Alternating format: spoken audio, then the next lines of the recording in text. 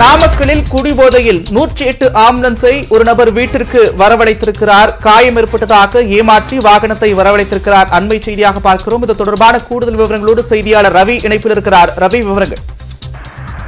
நந்தா, அதாவது நாமக்கல் சிட்கோ காலனியை சேர்ந்தவர் முருகேசன். இவர் கடந்த 2 தினங்களுக்கு முன்பு பொங்கல் பரிசு தொகை 1000 ரூபாய் பெற்றுக்கொண்டு நண்பர்களுடன் மது அருந்தி விட்டதாக தெரிகிறது. இந்த சூழ்நிலையில் அந்த பணத்தை செலவழிப்பதற்காக இன்றும் மது அருந்திவிட்டு அதிக போதையில் கீழே கிடந்த நிலையில் 108 ஆம்புலன்ஸுக்கு போன் செய்திருக்கிறார். அந்த போன் தகவலை அடுத்த 108 ஆம்புலன்ஸ் ஓட்டுநரான கனகராஜ் அந்த நகருக்கு செல்லும் போது இவர் கைகால் நல்ல முறையில் இருந்தது. மேலும் எந்த காயமும் ஏற்பட்ட சூழ்நிலையில் ஆம்புலன்ஸ் ஓட்டுநரே இவருக்கும் அவருக்கும் வாக்குவாதம் ஏற்பட்டது. நீங்கள் நல்லா தான் இருக்கிறீர்கள், ஏன் ஆம்புலன்ஸை கூப்பிட்டீர்கள் என்று வாக்குவாதம் ஏற்பட்டது.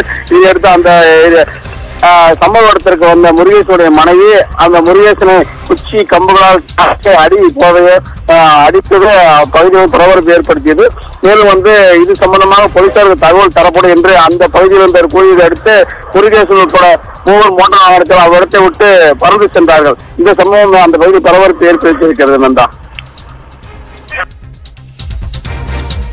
இந்த விவகாரம் தொடர்பாக 108 ஊழியர்கள் ஏதாவது வழக்கு பதிவு செய்திருக்கிறார்களா? அது தொடர்பான விவரங்கள். நந்தா, அதாவது இது சம்பந்தமாக வழக்கு எதுவும் பதியப்படவில்லை. இவர்கள் போலீசாரிடம் தெரிவிக்கவில்லை என்று கூறப்படுகிறது. பொதுவாக 108 ஆம்புலன்ஸில் விபத்து மற்றும் இந்த மாதிரி மதுபோதையில் யாராவது ஏற்பட்டால் உடனடியாக அவர்கள் முதலுதவி செய்வது மட்டும்தான் ஆம்புலன்ஸ் வேலை என்றும் இதே பெரிய விவகாரம் வேறவில்லை. அவர் மது அருந்தி விட்டு மது தெளிந்த பிறகு அவர்கள் சென்றுவார்கள் என்ற அறிய நோக்கத்திற்காக மனிதாபனுக்காக அவர்கள் விட்டுவிட்டு சென்றார்கள் இருக்கிறார்கள் என்று 108 ஆம்புலன்ஸ் நிர்வாகத்தினர் தெரிவித்திருக்கிறார்கள். நந்தா, நன்றி ரவி, விரிவான விவரங்களுக்கு.